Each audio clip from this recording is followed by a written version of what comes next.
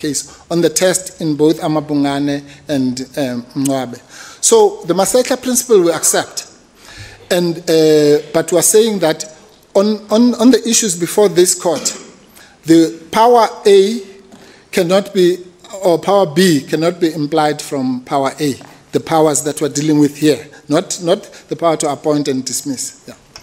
So that's the second answer. In other words, Justice Mhlanhla, okay, maybe let me make it even sound, show that the two things are not related. So one of the issues we make, for example, is that by the way, there's no such thing as placing a person on leave of absence. So you can't have a power to do something that's just senseless. Leave of absence, by definition, is something that you ask for. It's not something that can be imposed on you. Right? So leave of absence is something that is granted.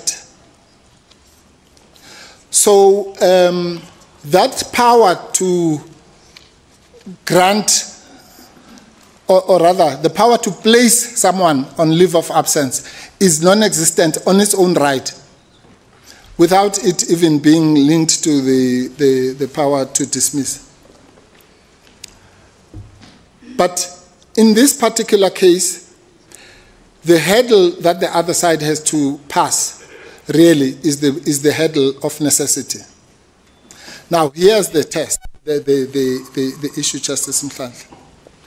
In which world can we say that it is necessary for you to exercise the prerogative power, which we know is wide, and you don't need reasons. You can literally remove a minister and just say, and if they say, what have I done wrong? You say, no, you have not done anything wrong. I'm just removing you. Now tell me, Mr. Mpofu, yes, on that point, is there anything wrong if a president, because what you're saying is, and accept that there's a difference between an employee who would be subject to labor law process, yes, and a politician.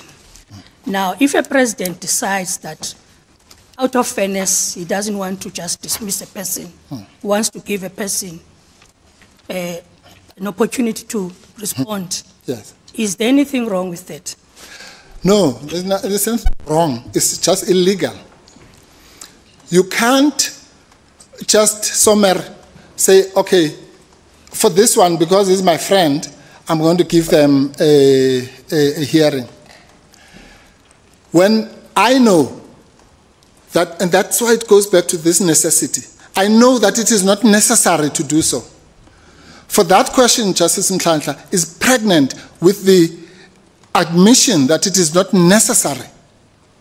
It's just, nice to do. That's not the test. The test is that it must be something that is necessary. How can it be necessary to give due process to a person that you can willy-nilly dispose of? We're not talking about kindness here and all those things. We're talking about constitutional obligations. So so there's no rational link between making that decision and the power, because the power is vast, it's big, it's prerogative. It comes from the royal prerogative. That's where it comes from. The royal prerogative was this notion that the queen or the king is only second to God. They can do no wrong. We know that in constitutional terms, that notion has been attenuated, but it is still a wide power of prerogative power. So one cannot just say, is there anything wrong, in the general sense? Well, I mean, if there's a stipulation, let's say Justice Mhlanhla, that says you must answer I'm putting charges to you and you must give it to me in 7 days. And out of the kindness of my heart, I say, I'm giving you 30 days. I can't say it's wrong. But is it necessary? No. Sorry, Justice. Yeah, it looks like you wanted to follow up. Well, I'm carrying on with my questions. Yes. Yes. No. Okay. No. The only point I want to make here is that if as we strongly contend, the implied power reliance, which is based on the test of necessity, if we are correct on that, then that's the end of it, as far as the legality is concerned. But if we are wrong, then we say that the rationality of that decision is not there. And I've already said the first reason why. It's because there's no rational connection between the two. The second reason was the other one I mentioned earlier, which is that in any event, you can't place somebody on so no law, no constitution in the world can empower you to do something that is illogical, such as placing forcing someone to do something that they should be asking you for. That just should be self-evident. So that's on that point. That's okay. On the next point is on the appointment of the professor. Yes. Acting minister. Yes. Let's just unpack that. There's this argument on behalf of the first respondent that the challenge is premature. Yes. Because in terms of Section 101, any decision by the president must be in writing. And that has not yet been. He made the announcement on the 13th of July. But the actual appointment, from my understanding, it's still yet to be made. Yeah. If you can just deal with me, yes. And also address, my understanding of the section is that only a cabinet minister may be appointed as an acting minister. Correct. Now, in this case, what do we have? Yes, thank you. With respect, Justice Mhlantla, I'm not going to spend a lot of time on this because with the greatest respect to my learned friends, this is, I don't understand what the defense is here. So quite frankly, there's no defense. But to the extent that it is attempted, I'll use your questions. And the reason why I say there's no defense is because, my learned friends, we point out in our papers that, as you correctly say in your second question, you can't. That's why I was saying you have a duty. Once you've made the decision to have an acting minister, then you have a duty, according to Section 98, to put a cabinet minister. The president, in his public announcement, said that he is exercising his powers in terms of Section 93. I'm sorry, 91(3)(c). That alone should tell you that there's a lot wrong with this picture. He doesn't even mention Section 98. Only in the answering affidavit, when they deal with that topic, what is the first paragraph? They talk about Section 98. So it's an afterthought. What that shows is that when the decision was being made, he was doing it under Section 91(3)(c), which we all agree entitles him to appoint a minister, or rather a minister who's an outsider, quote unquote. In other words, not a member of the National Assembly. Nobody is quibbling with that. The problem with this president is he literally wants to do what is called, you want to have your cake and eat it too. So he wants to appoint Professor Kachalia, but he wants to save Minister Mchunu and not dismiss him. Rightly or wrongly, and I'm not even there. That's really, this whole maneuver is about that. How do I save my friend and close political ally, give him a salary for the next 3 years, 5 years, God knows for how long, while he's doing nothing, but keeps the bodyguards, the drivers, and all those things, and the title, but at the same time, I have someone who must look after the police. So then you think of this long, elaborate contrivance. But the law is very clear. You must do one or the other. If you want Professor Kachalia, then you must dismiss Professor, yeah, maybe,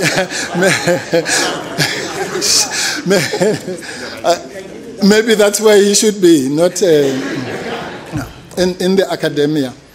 So it's very easy, Justice Plant. It's very easy.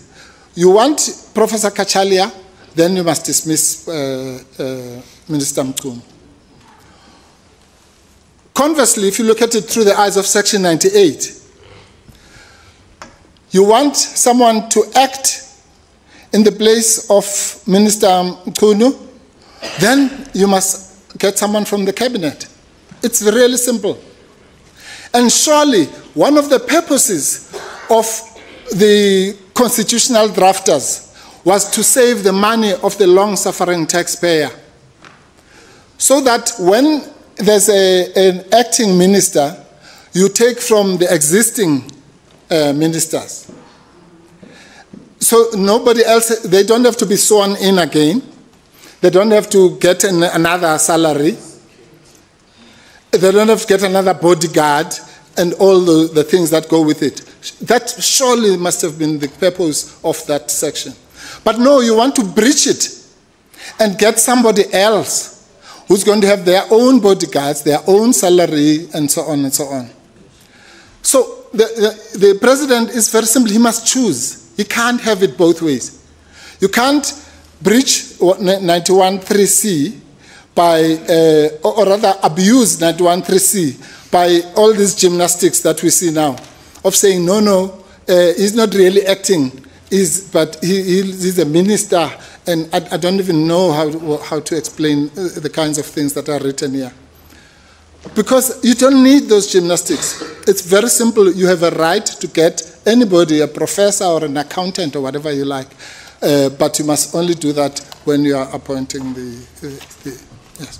So that, with the greatest respect, that is that case is non-existent, okay, on the other side. My last question for now, Mr. Mpofu. Could he have maybe, in order to comply with Section 91.3c, yes, when he was making the appointment, the announcement said, I'm appointing Professor Kachalia as a minister, and I'm allowed in terms of Section 91.3c to appoint someone from outside as a minister. And then later on, after Professor Kachalia has been appointed as a minister, he is now a member of cabinet, then appoint him as an acting minister, as an acting minister of police. Of police. I get the question. Yes. No. You see, that would be another contrivance. Because remember, Section 92(1) says that the president appoints deputy, 91(2), sorry, appoints deputy and president and ministers, assigns their powers and functions, and may dismiss them. Let's put aside the issue of dismissing for now. So you can't have what in Britain is called minister without portfolio. We don't have that regime because of that section. And in the course of the gymnastics, this was tried in the public domain, but it was soon abandoned wisely.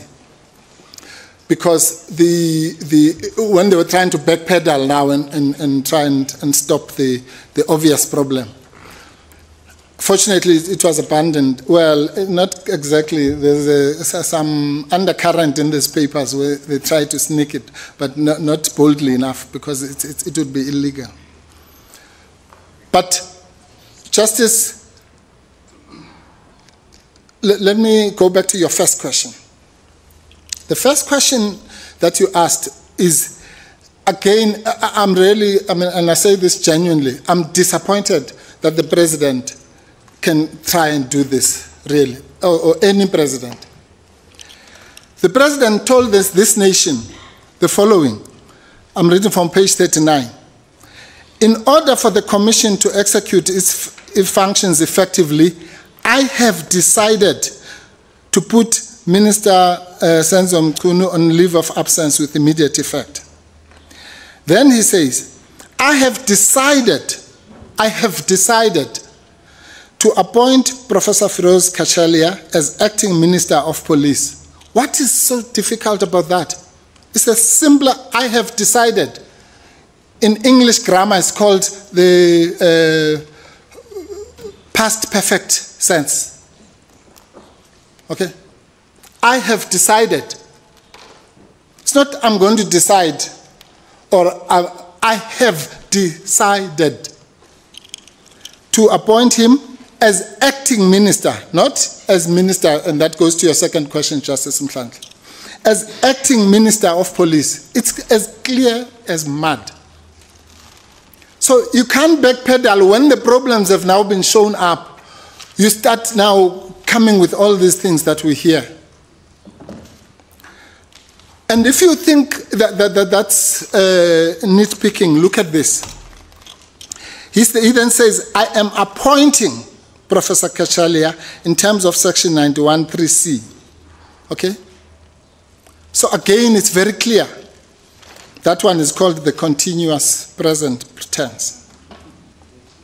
Okay? And then, just so that we know that he is not, his grammar is not a problem of grammar. He says in the next paragraph, I will appoint an acting minister from within the cabinet until Professor Kachalia takes up his post at the beginning of August. That one is called the future tense. So that means he knows that he will appoint minister. Now, where are we now, Justice Mhlanhla? We're in a situation where he has already done the appointment of Minister Mantashe. So for you to believe the kind of obfuscation that is being given here, you must believe that the decision that he said he will do has come before the one that he says he has already decided. And what is that? And so it's really just really insulting the intelligence of South Africans, because you don't call South Africans on a Sunday to listen to you and tell them this, and then you try and do the kinds of shenanigans that we have here. So, and in Mwabe, Justice Majid also dealt with this issue about the public announcement. In a nutshell, what is said in the Mwabe case is that the decision, once the public announcement is made, that's when the decision is finalized. And here we know that the public announcement has been made. So there is no way. That sentence is where the problem is. I have decided to appoint Professor Firoz Kachalia as acting minister. That goes to your question, Justice Mhlanhla. Because if he had just said, I've decided to appoint Kachalia as minister, there would have been nothing wrong. But if he does that, then what does he do about his friend? He has to make sure that Minister Mchunu gets his salary and bodyguards. And that's why the whole obfuscation and myopia that you see here, and constitutional breaches. So that's the second decision. As I say, we don't need to spend time. That one is self-evidently just illegal, irrational, not empowered, ultra-virus, whatever and not in the interest of our people. So it covers it ticks all the boxes. Mr. Mpofu, let me allow my colleagues to ask questions. Okay, thank you, Justice Mhlanhla. Justice Chiku. Mr. Mpofu? Yes, Justice. You were reading from the announcement from the President. Correct. And he does say that he is appointing Professor Kachalia in terms of Section 91(3)(c). Correct. You don't have a problem with that because he can. No, I do. I do. You can't do that. You can't appoint someone in terms of 91(3)(c) as acting minister. That's why the thing doesn't make sense. Well, there are different sentences. I thought that you said that that was in the future tense. No. Okay. What is in the future tense?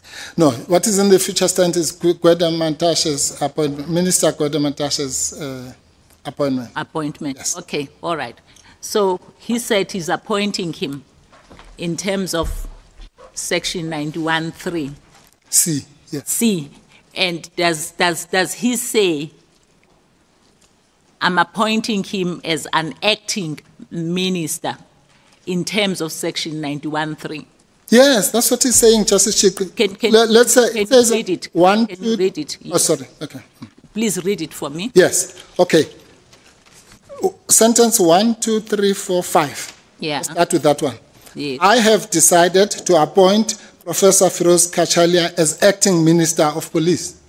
Simple. Ends there, yes. Yes. And then the Next, reference, yes. then the reference to Section 91(3). Yes, but then he says, in the same breath, I am appointing Not Professor in the Kachalia in terms of Section 91(3)(c) of the Constitution, which empowers the President to select no more than 2 ministers, not acting ministers, from outside the National Assembly. In Yes, other words, I want us to take it step by step because the Yes. reference to 91(3), yes, he doesn't say as an acting minister in terms of Section 91(3). So that one is a standalone sentence that is appointing him in terms of Section 91(3)(c).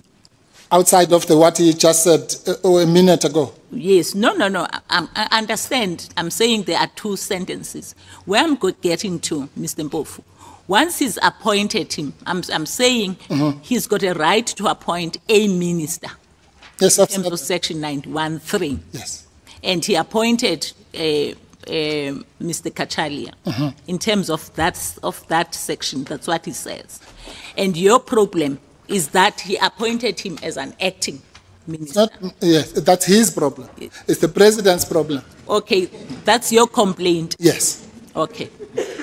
That is your complaint. Correct. That's fine. Yes, that's my complaint. Correct. Now, where I'm getting to is once Professor Kachalia is appointed in terms of 91(3), does he not form part of the cabinet? No, Justice Chick, with the greatest respect.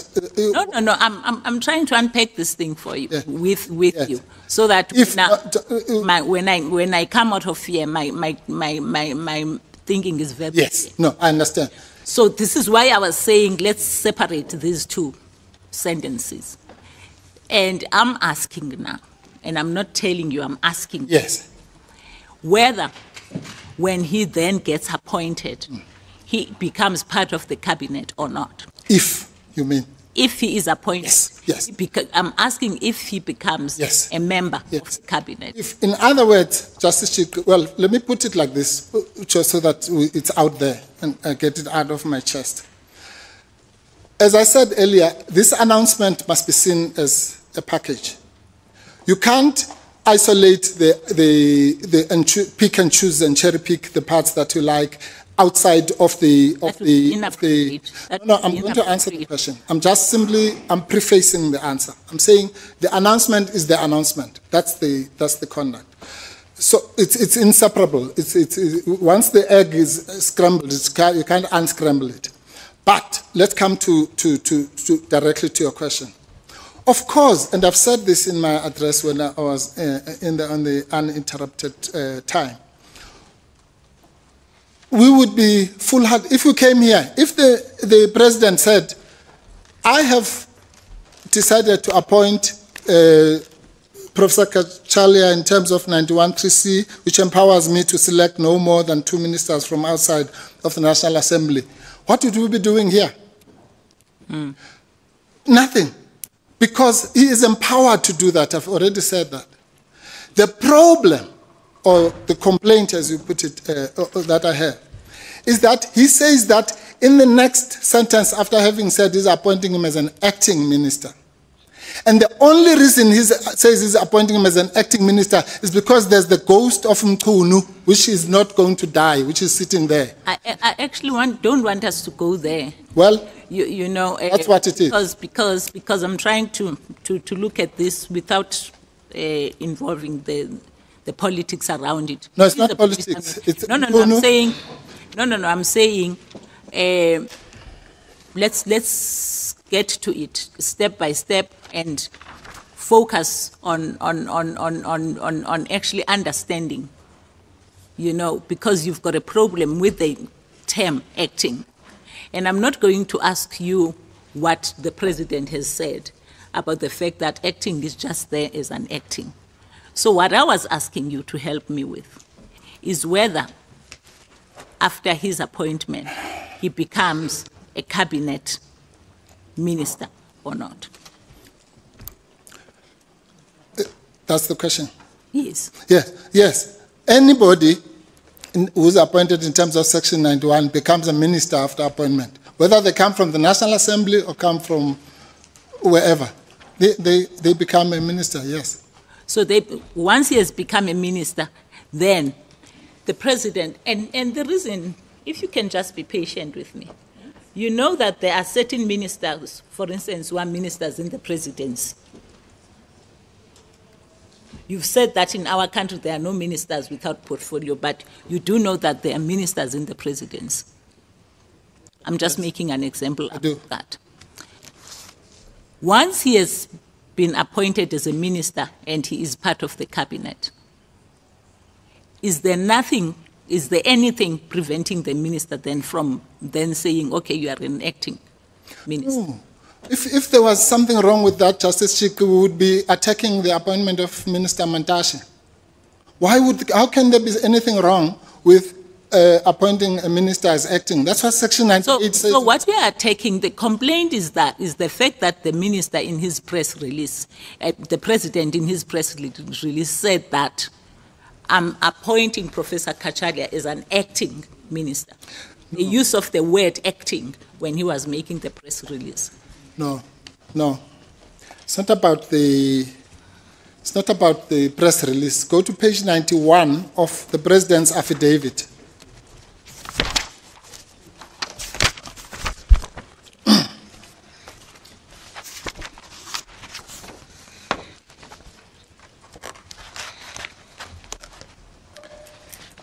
Paragraph 57.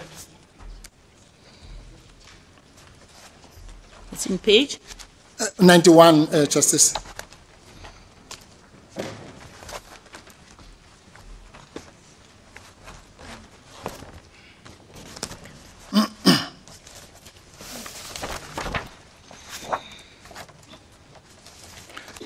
Paragraph 57, the President says, long after the announcement, last week, I have outlined the above reasons why, given the nature of seriousness of allegations against Minister Mchunu, which that's what it is, it's not politics. I have elected to appoint an acting minister of police from outside cabinet, as I'm entitled to do in terms of Section 91(3)(c). That is wrong. There's no such, that sentence, which is not in any announcement, is constitutionally confused. I've elected to appoint an acting minister of police from outside of cabinet. You can't do that. Okay, all right, Mr. Wolf. Thanks about those responses. Even though I can read from your body language, you are irritated with me. No, I'm not. Can you both take a deep breath? I'm very happy with you, Justice Chick. Can you both take a deep breath and proceed? No. Okay. No, I'm not. I really am not. Maybe I'm just not looking as I should. But on a more serious note, Justice Chick, I get what you say, and that is why I said in my address, this thing would have been if one didn't want to do these machinations, which you call politics, then this thing would be very simple. Because the president would have done exactly what you're saying. He would have simply said, I've looked at this thing. He had two choices, by the way, because our learned friends keep on saying, well, they're goading us. Yeah, why are you saying he must dismiss him? He must dismiss him. Forget about dismissing. He had a choice to retain him. He could have said, I don't care what Mkhwanazi is saying. I'm retaining him. But once you decide to retain him, then obviously you then can't have someone acting in his place. Or he could have dismissed him. And had he dismissed him, then what you're saying would apply. It would have been... Let's move to another point. Yes. Perhaps this will also need some kind of a patience so that you can explain this to me. Yes. I'm looking at the Constitution concerning exclusive jurisdiction. Right.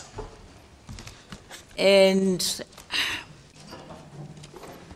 in my thinking, I'm saying the complaint concerns the exercise of a power and how the president has exercised the power.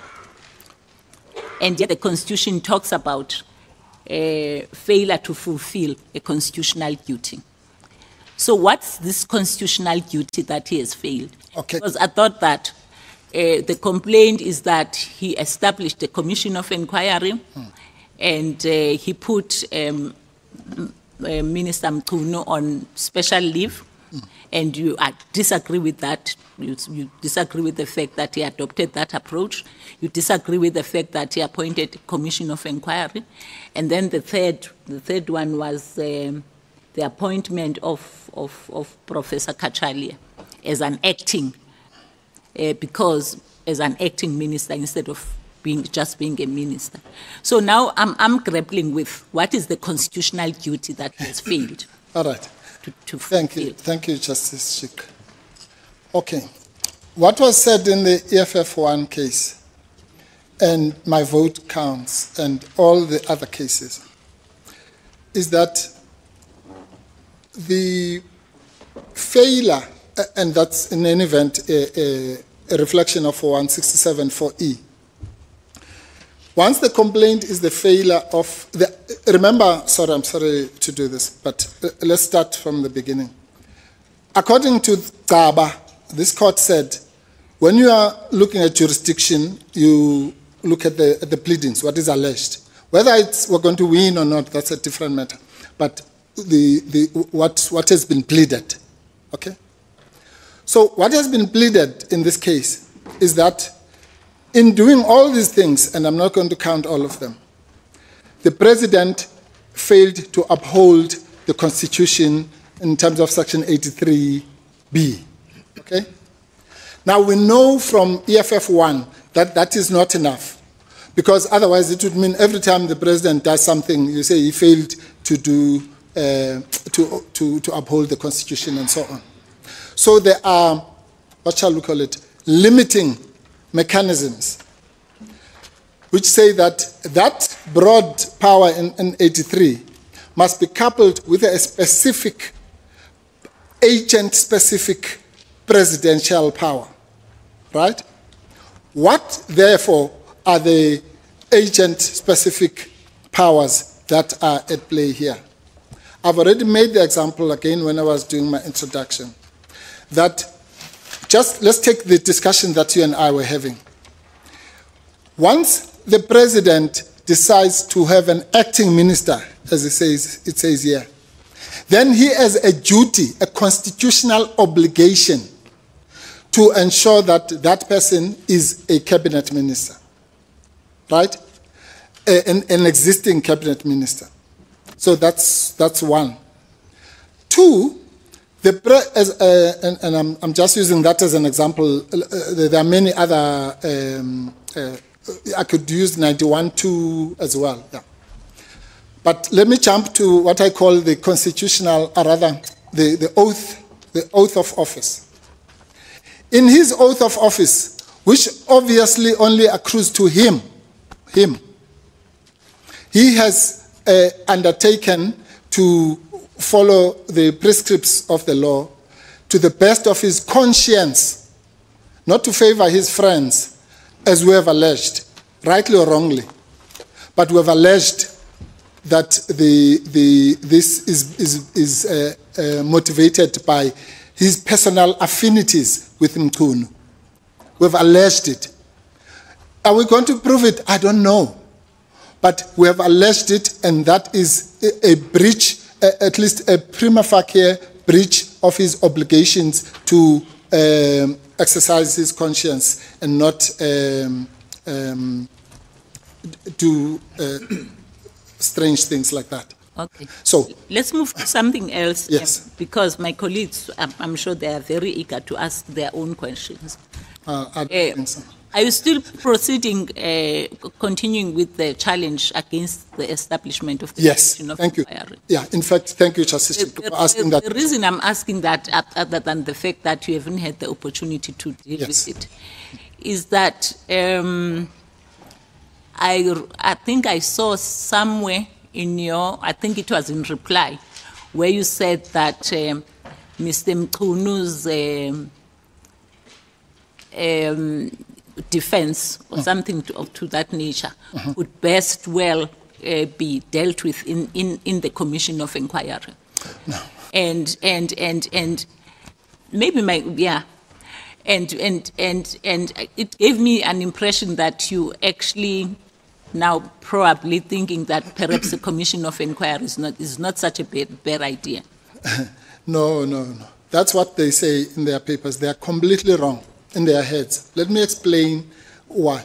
Well, let me start with your very last few words so that it's clear to everyone. Standing here, we do not say that the President does not have the power to appoint commissions of inquiry. Nor do we say, although with all the quibbles about the taxpayers and so on, as covered in the article that we submitted yesterday by Michael Bishop. Nor are we saying that the commissions per se, forever amen, are a wrong mechanism. Because there are some redeeming features about commissions. It has been said correctly, I know this from personal experience, that they can also be accountability mechanisms. In other words, assuage the public's right to know and so on. No, that's not where we are. Let me tell you what our case is, not the one that they want to answer, which we didn't plead. Our case is as follows. Two things. One, we say on the specific facts of this case,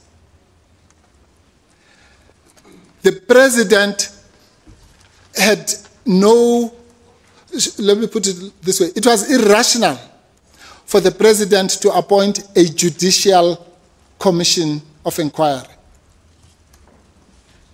Okay? Now, there's a difference between a judicial commission of inquiry and a commission of inquiry per se. Section 84(2). Mr. Ofu, I'm sorry, I'm now conscious of the fact that Yes. we've been debating quite Yes. a long time. So I want to be there are different stakeholders that have been implicated here. It's not just the judiciary. It's So do we. SAPS and Correctional services, Correctional metropolis. Exactly. And when I was thinking about it, I was thinking that, for instance, I think that in your heads made mention of an alternative that could have been pursued was JSC and Magistrates Commission. No. That's a different. That was not you. No, it was me, but that's a completely, it's unrelated to what we're debating. I'm coming to the JSC point. Let me explain, Justice Chick, if I may. Yeah. What the JSC point is a different one about usurping the powers of the JSC. I'll come to that. No, I'm actually not on that point as well. I'm simply saying, as an alternative, I didn't think that the JSC and the Magistrates Commission would be the suitable. No, you never said that. You never said they could be the suitable option. No. Okay, all right. Okay. Continue. So this is what we are saying. We are saying that Justice Chico, let me make this graphic for you. We say, on the facts of this case, for the first time in South Africa, a lieutenant general says that after police investigations, they have found that the judiciary is involved in crime and corruption and all the things, the sordid things that Justice Kwanazi... and the President's take on that is that it's highly unlikely that they would implicate judges of this court because criminal cases, that's at the magistrates' court at a lower level and then perhaps the high courts.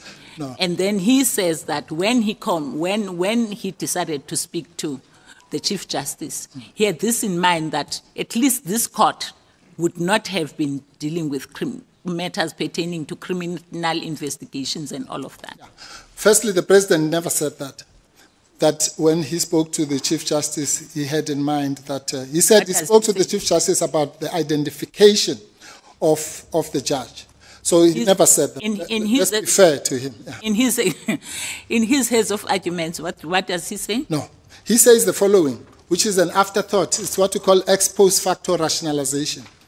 He now says that in any event, Justice Madlanga would be untainted by the accusation, by the Mkwanazi accusations, because of what you've just said. Because criminal cases start in the magistrate. But so what? Criminal cases also come here. But Mr. Mpofu, you know, you separating what he said in the affidavit and in his heads and all of that, it just gives me problems because no. I'm trying to summarize what his version is.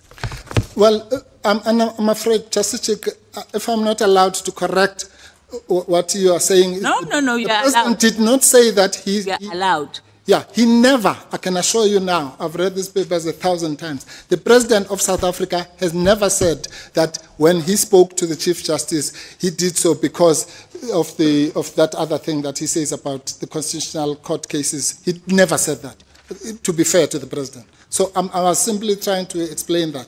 If it's here, someone else will show it to me. But it is not here. The President says two things. He says, in identifying the judge, so I spoke to the Chief Justice to ensure what he calls the legitimacy and gravity of the commission, and therefore we agreed on the acting Deputy Chief Justice. He says that. In a different place, when he's now talking about the fact that Lieutenant General Mkwanazi implicated the judiciary, he then says, well, in any event, I am of the view, I'm reliably informed, something like that, that the Constitutional Court judges could not be covered in the he says, this is at page 81. There is no suggestion by Lieutenant General Mkwanazi of any impropriety at the level of the justices of the Constitutional Court.